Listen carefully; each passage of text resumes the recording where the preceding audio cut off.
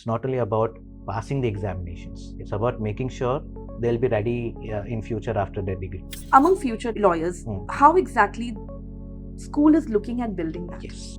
One thing which I have seen is how social media influences the students. There may be a post which is widely shared. So our faculty make sure that they know what the law is.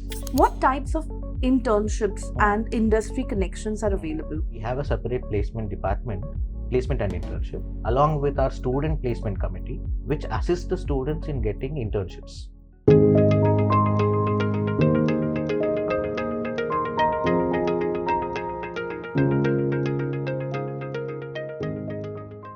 Welcome everyone. This is Sanika Mate, your friend, your mentor, and your guide, welcoming everyone to this lovely conversation with Nishit Tandra. He is the Associate Professor for the School of Law at NMIMS Hyderabad.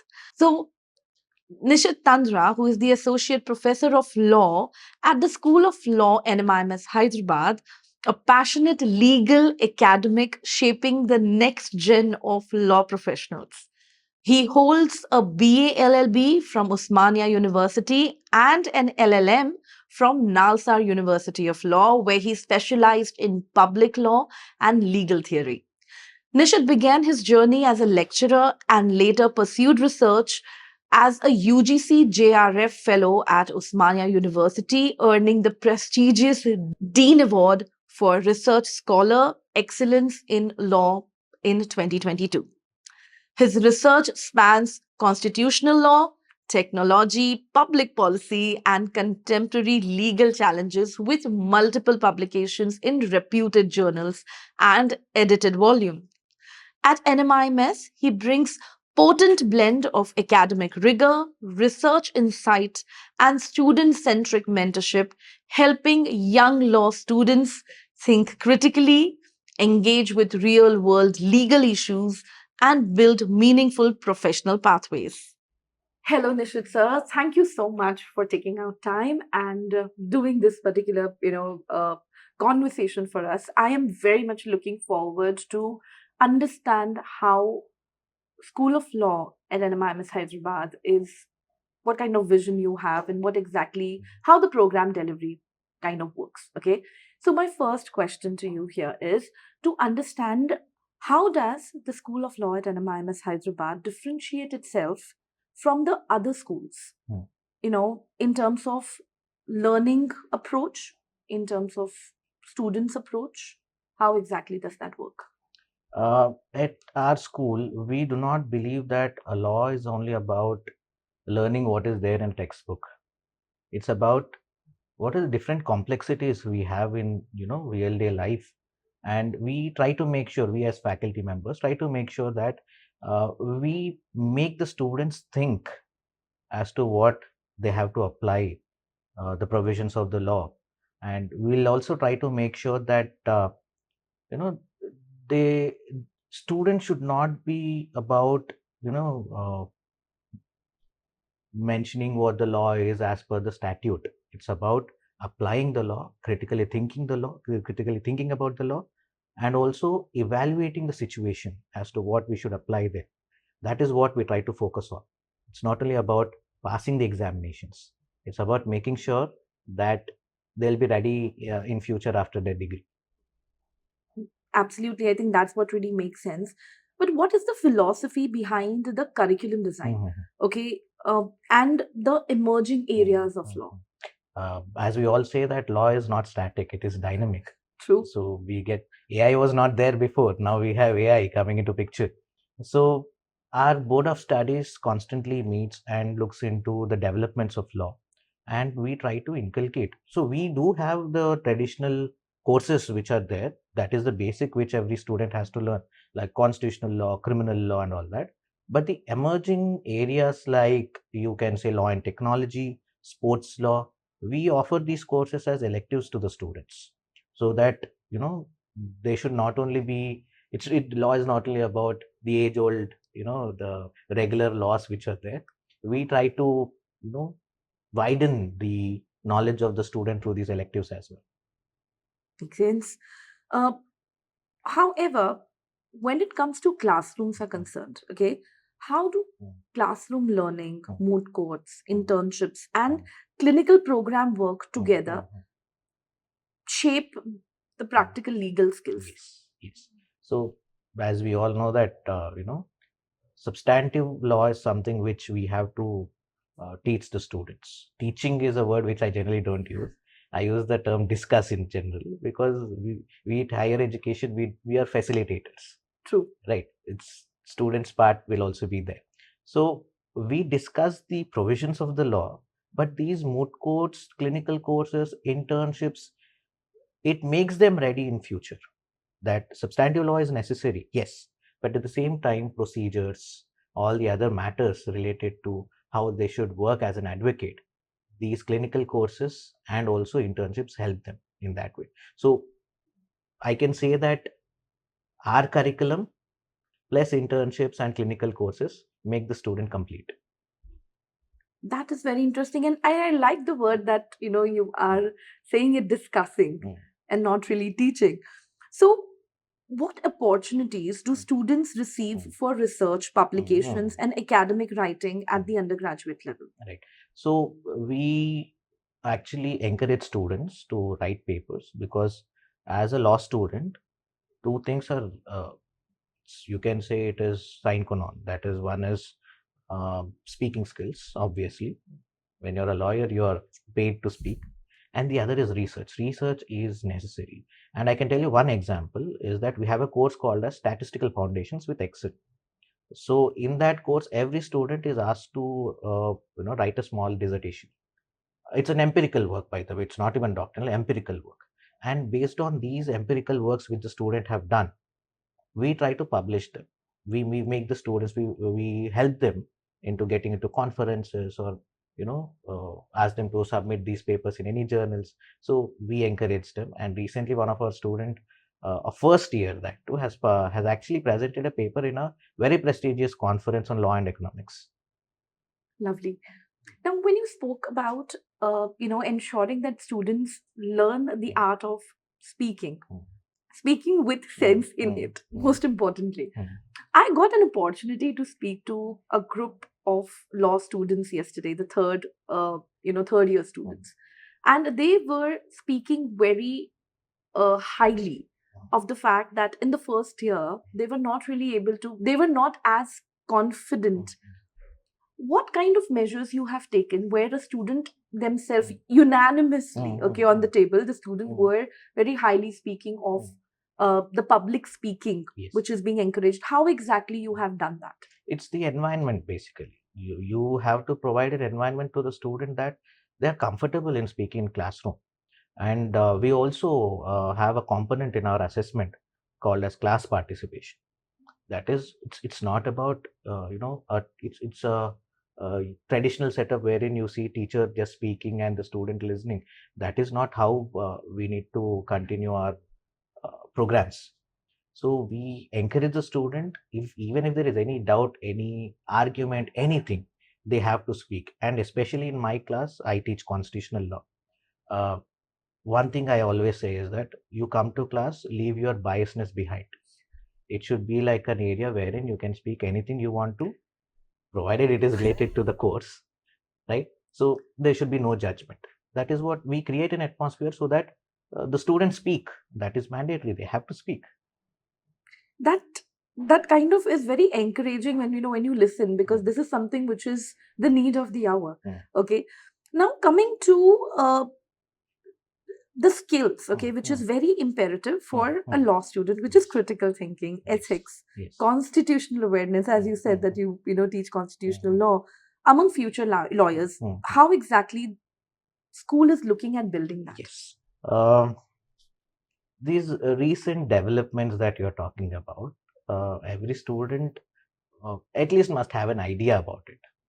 One thing which I have seen is how social media influences the students. There may be a post which is widely shared based on a judgment that may be false.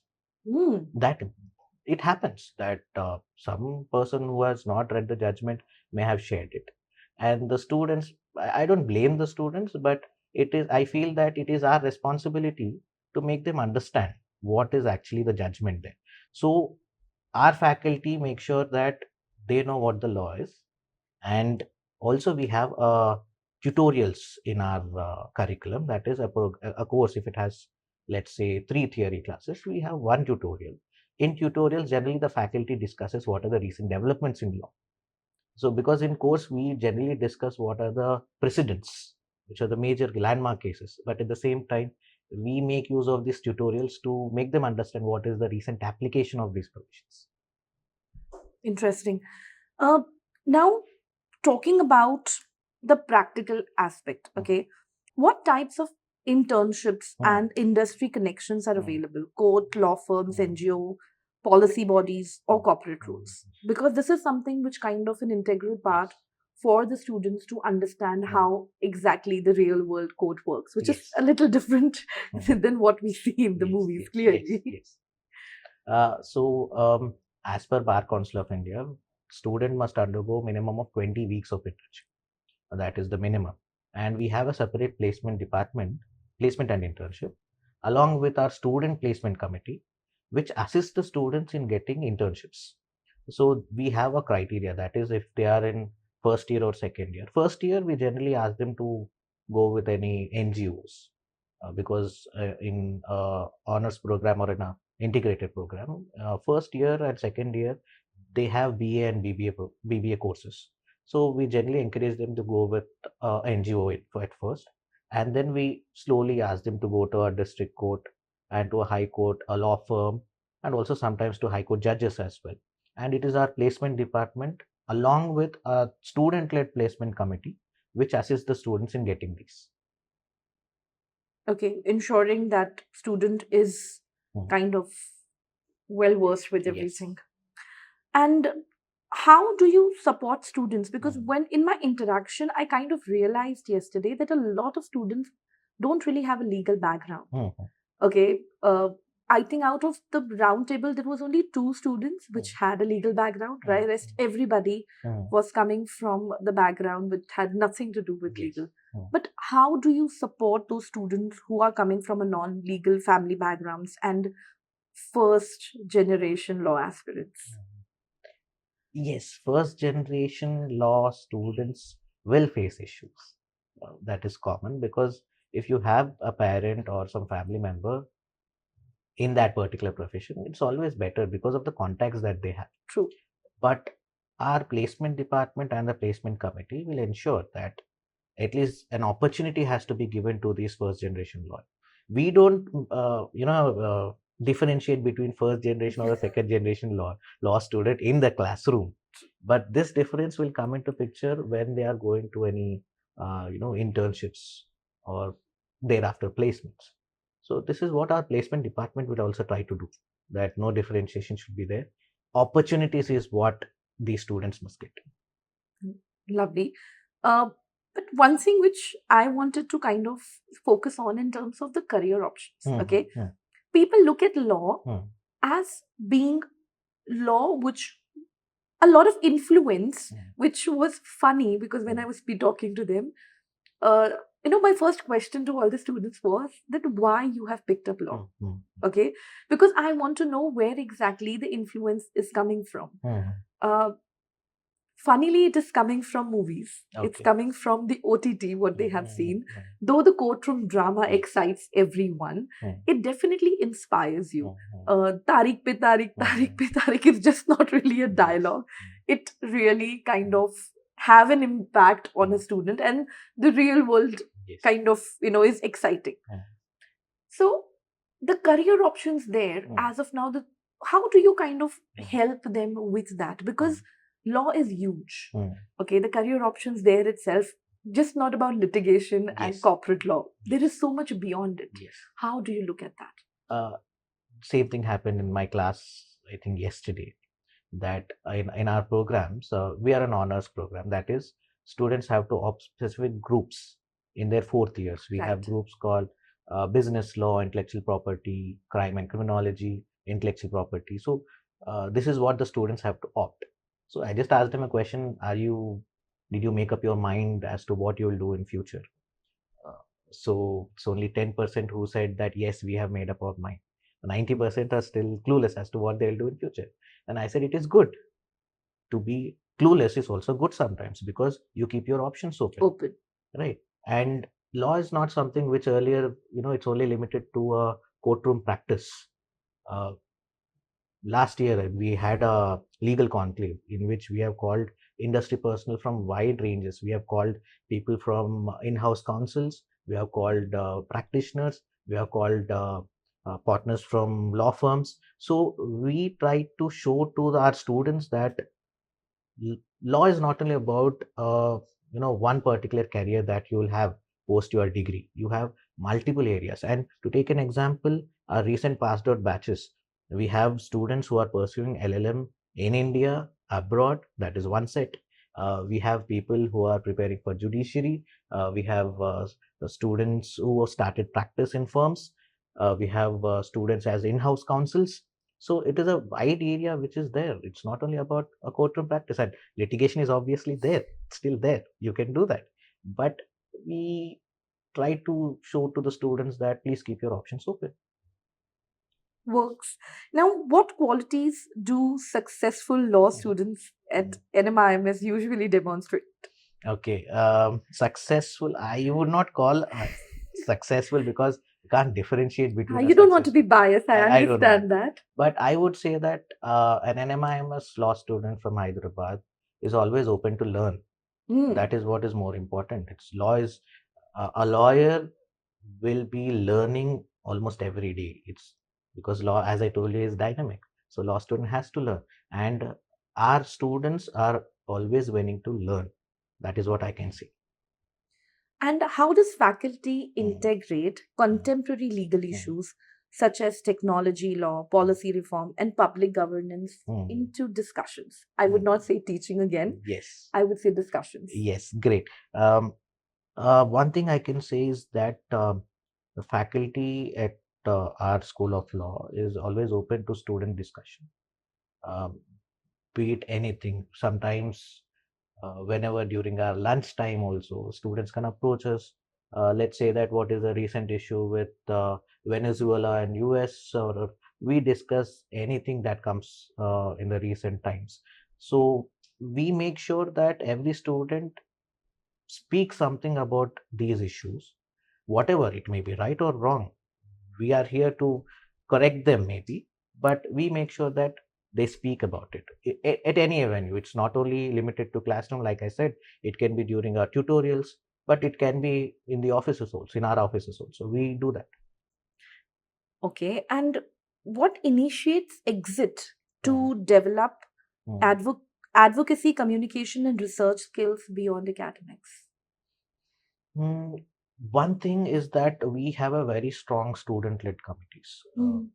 We are faculty mentors. Faculty mentors will be there for each of these student committees, but the majority of the work is done by the student body itself. Okay. And they try to get individuals from academia, they get from firms, and we have workshops going on. We have guest lectures going on. I can tell you that in the last year we have organized anyway close to 25 of these guest lectures, so that there has to be a synergy between the academia and the practice that is going on. And through these student-led initiatives, we make sure that students have idea about what is going on, not only about the substantive law, but also about the developments what are going in the practice. Amazing. Now, this is something which I want to ask out of curiosity. Okay. Law, definitely a lot of students pursue. We spoke about the career options, that there is variety, something which students possibly are now exploring as they are, kind of studying. But what is the normal, maximum, what do you call, typically what students pursue? Whether it is litigation, whether it is corporate law, what is the maximum tilting towards? Students tilt towards, rather. Okay. It's very hard to say any one particular area. Litigation, yes, there are few students who are really good at that right now. Corporate firms also, yes. But I would say litigation is what our students are doing right now. A lot of them are tilting towards litigation. Okay. Now, tell me something finally. What exact message do you like to or would you want to share with parents and students who are considering NMIMS Hyderabad as one of their options for law? Okay. What message do you want to give them? What they can expect? Why they should consider you?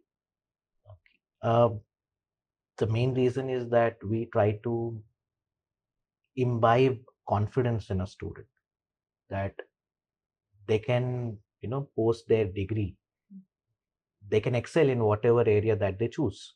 That is what we try to achieve. The confidence which a student needs to have post their degree is our aim. That is what we try to do. Ensuring that they become successful. Yes.